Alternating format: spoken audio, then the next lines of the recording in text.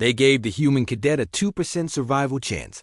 She asked what she'd do with the other 98%. The briefing room fell silent as Admiral Zextar's four eyes focused on the tactical display. The Nexus station hung in space like a wounded beast. Its hull breached in 17 places, life support failing, and a Class 7 anomaly growing in its reactor core. The rescue window was closing fast. Preliminary calculations show a 2% survival probability for any rescue attempt, the Vorthan tactical officer announced, his tentacles writhing with nervous energy. The radiation levels alone would kill most species within minutes. That's when Cadet Sarah Chun raised her hand. Admiral Zextar's mandibles clicked in what might have been amusement or concern. The human had been aboard his flagship for only 3 rotations, part of the new interspecies exchange program. She was small even by human standards, barely, reaching his shoulder plates, with dark hair pulled back in the regulation style and those peculiar forward-facing eyes that seemed to calculate everything they saw. "Yes, Cadet?" "Sir, with respect, what exactly am I supposed to do with the other 98%? The bridge crew exchanged glances. Several of the Altarian officers' bioluminescent patches flickered in confusion. The Vorthan tactical officer's tentacles stopped writhing entirely. "I'm sorry, Cadet. Could you clarify?" Sarah stepped forward, her boots making soft sounds on the deck plating. "You said 2% survival chance, sir. That means I've got a 98% chance to work with. In my experience, humans do their best work when the odds are stacked against them." Commander Veltar, the ship's Kepler second-in-command, leaned forward on his forearms. "Cadet Chun, perhaps you don't understand. This isn't a training simulation. The station contains 847 beings from 12 different species. The anomaly will reach critical mass in 2.3 standard hours. The radiation will kill me. Yes, sir. Probably." Sarah's voice was steady, matter of fact. "But probably isn't definitely, and those 847 beings are counting on someone to try." Admiral Zexto studied the young human. In his 4 decades of service, he'd seen countless species face impossible odds. The Vorthans would calculate every angle until time ran out. The Altarians would debate the philosophical implications. The Keplers would form committees. But humans had something else entirely. "What do you propose, Cadet?" Sarah moved to the tactical display, her fingers dancing over the holographic controls with practiced ease. "The anomaly is feeding off the station's power grid, growing stronger. But it's also creating massive electromagnetic interference. If we can modulate our shield frequency to match the interference pattern, we could get close enough for a direct docking. The radiation exposure will be lethal within 6 minutes," the tactical officer protested. "For most species, yes." Sarah's eyes never left the display. "But humans have this weird quirk in our DNA. Apparently some ancient ancestor survived. A radiation event that should have killed our entire evolutionary line. We've got better resistance than most.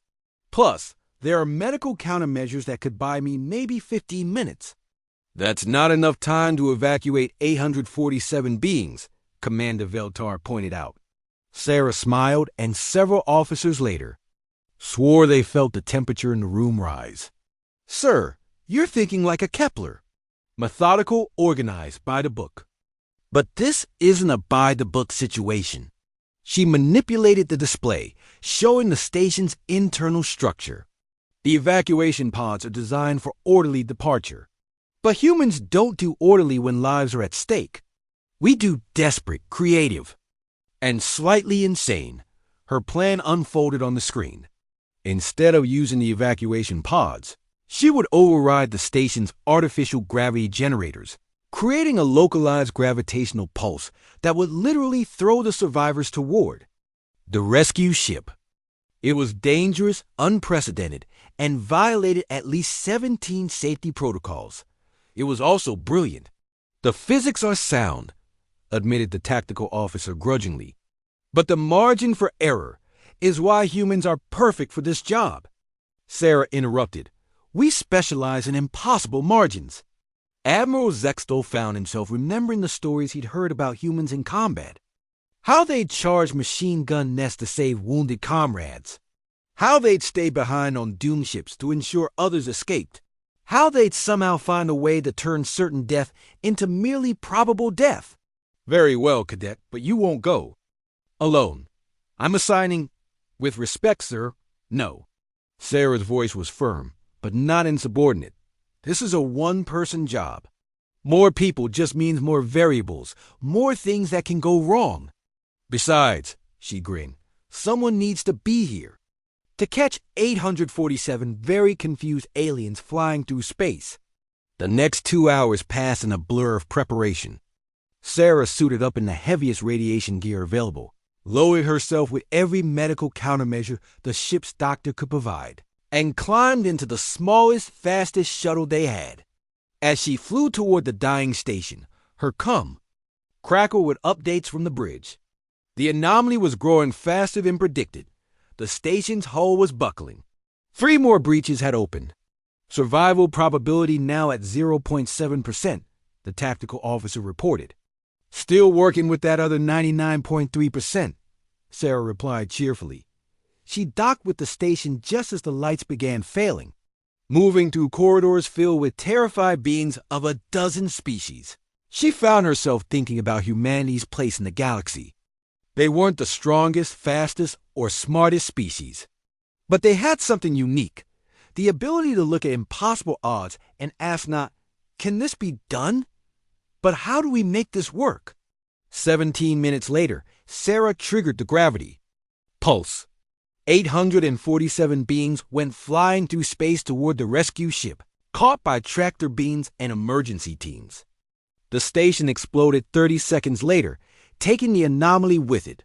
Sarah's shuttle limped back to the ship, its pilot unconscious from radiation exposure but alive.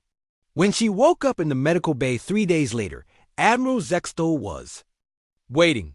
How did you know it would work? He asked. Sarah considered the question seriously. I didn't, sir. But humans have learned that knowing something is impossible just means you haven't found the right way to do it yet. We've been beating impossible odds since we climbed down from the trees. The Admiral's mandibles clicked in. What Sarah had learned was the Altarian equivalent of a smile. Perhaps that's why the galaxy needs humans, Cadet. Not because you're fearless, but because you're afraid and do it anyway. Sir, respectfully, I wasn't afraid of the 2% chance of survival, Sarah said, settling back into her pillow. I was. Excited about the 98% chance to prove that humans don't know when to quit. And in the years that followed, as humanity took its place among the great spacefaring civilizations that became their unofficial motto, we don't know when to quit. It was painted on the hulls of their ships, carved into the walls of their academies, and whispered by rescue teams heading into impossible situations across the galaxy. Because sometimes, the most human thing you can do is look at certain death and ask what you're going to do with all that life you have left.